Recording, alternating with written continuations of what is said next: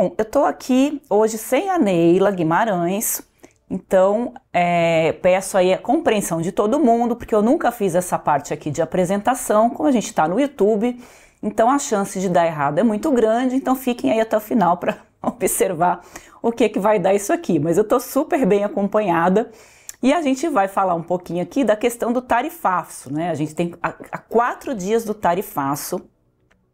O Celso Amorim está provocando Trump, uma reportagem aí que o Financial Times trouxe e que eu vou conversar um pouquinho mais sobre isso com o Mário, que está aqui com a gente já. Vamos colocar aí o Mário na tela. Tudo bem, Mário Sabino? Obrigada por me fazer companhia nesse dia de tensão aqui para mim, mas que promete dar melhor do que as negociações do Brasil com Donald Trump, eu acho, viu? Acho que eu vou me sair um pouquinho melhor que o Alckmin. Mas disso eu não tenho a menor dúvida. Menor dúvida, Andresa. Não tem como, Boa né? tarde. Não tem como. Bom, boa tarde para você, boa tarde a quem está nos assistindo. Ô Mário, estamos aí batendo na porta, né, do tarifaço, só 4 dias para as coisas, para esse dia, né, bombástico aí acontecer, e o governo Lula ainda está com muita dificuldade de conversar com o governo Donald Trump. Tem algumas conversas ali que eles estão dizendo que tiveram, mas a gente não sabe muito bem se tiveram mesmo, porque o governo brasileiro fica tratando isso com muito sigilo. Mas cada vez mais o governo vai tentando dificultar essas conversas, né? Você trouxe na tua coluna aí o Celso Amorim e coisas que ele tem colocado, né, com relação a isso tudo, que só afasta mais uma tentativa de diálogo do Brasil com os Estados Unidos, né? Pois é, Andresa. Enquanto você tem um governo que não consegue conversar com a Casa Branca, né, encontra as portas fechadas. Enquanto você tem empresários tentando negociar por meio de empresários americanos, né, uma baixa, pelo menos para alguns produtos de alguns setores, né, como café e suco de laranja, dessa tarifa imposta pelo Donald Trump, enfim, enquanto você tem um esforço aí da parte da iniciativa privada, principalmente, né, porque eu não vou levar a sério esses senadores brasileiros que foram fazer turismo nos Estados Unidos, vem o Celso Amorim, né, o ideólogo do Itamaraty, e numa conversa com o Financial Times, compara o Donald Trump, os Estados Unidos do Donald Trump, simplesmente à União Soviética. É fantástico, não, quer dizer, não precisa provocar, né? Aliás, eu acho que um diplomata, e até prova em contrário, e há várias provas em contrário, ele é um diplomata não diz tudo o que pensa, né? Ele pode pensar e comparar os Estados Unidos do Donald Trump à União Soviética, mas ele não pode dizer isso, né?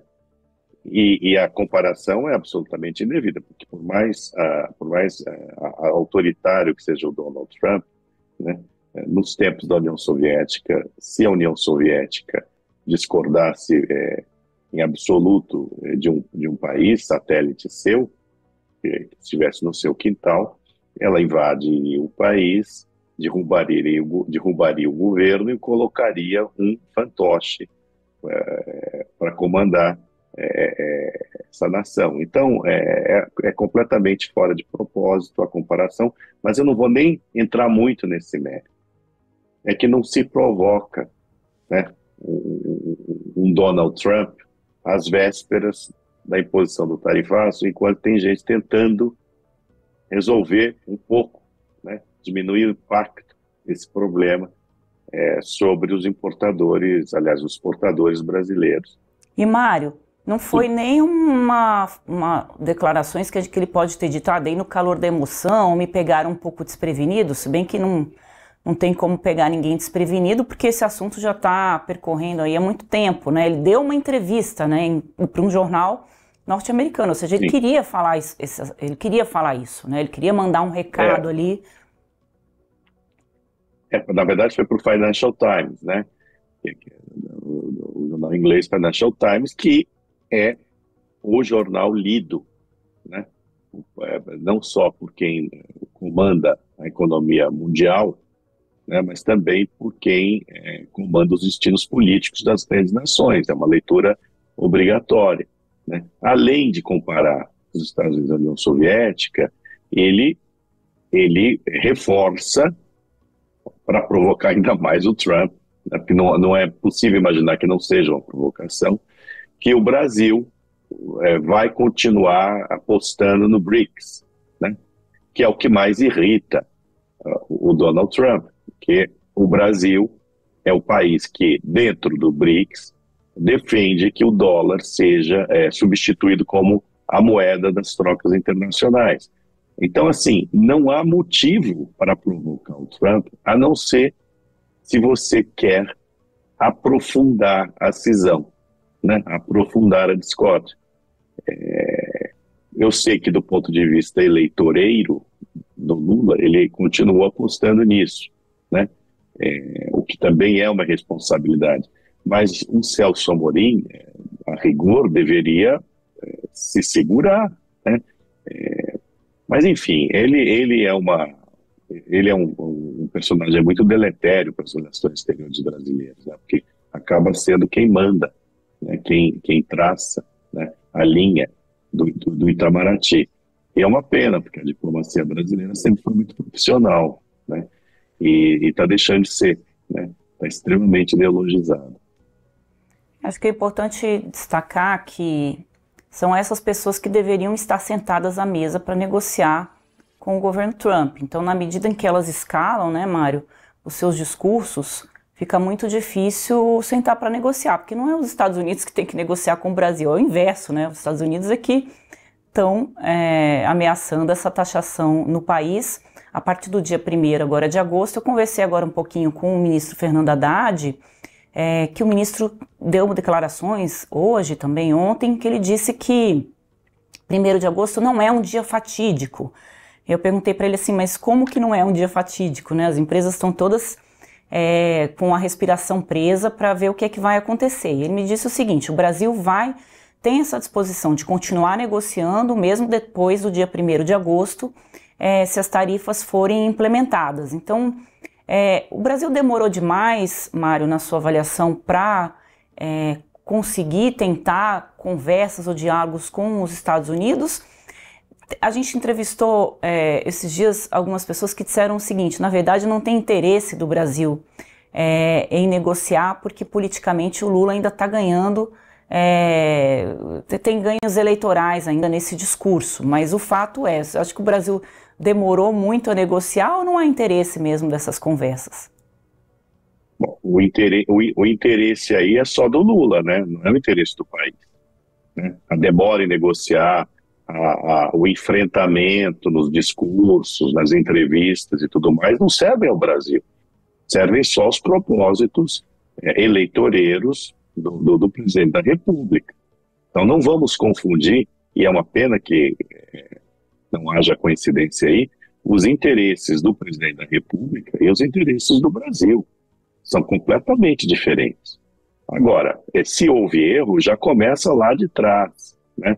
Com a política anti-americana, com um discurso muito ideologizado no BRICS, né? Essa política de enfrentamento, né? Que eu já falei, que isso tudo está errado. Agora, o Haddad está certo porque, como mostra a experiência de outros países, né, você não significa, quer dizer, a data é fatídica, mas não significa que você não pode continuar negociando. Ou até ser um momento em que talvez se abra um caminho para a negociação nos Estados Unidos da parte da Casa Branca, né? Aconteceu já com outros países, né? O que nós temos no momento os Estados Unidos fechando um acordo, né, com a União Europeia, que apesar das reclamações dentro da União Europeia, foi o possível e foi o melhor que podia acontecer nesse momento, né, para o maior parceiro comercial americano. Está ali no horizonte também o adiamento das tarifas mais pesadas que seriam impostas à China, quer dizer, os dois países estão conversando, ou seja, os dois gigantes comerciais, para além dos Estados Unidos, que são os grandes parceiros americanos, como China e União Europeia, eles estão resolvendo os diversos problemas, né, os seus problemas.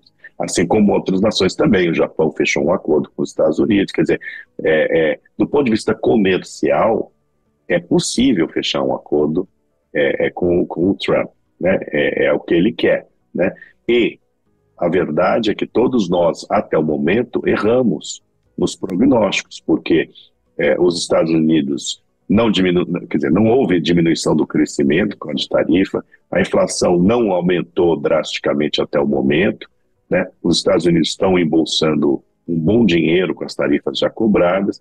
Então, isso tudo contribui para que o Donald Trump se torne mais duro nas negociações. Mas, ainda assim, há espaço para negociação.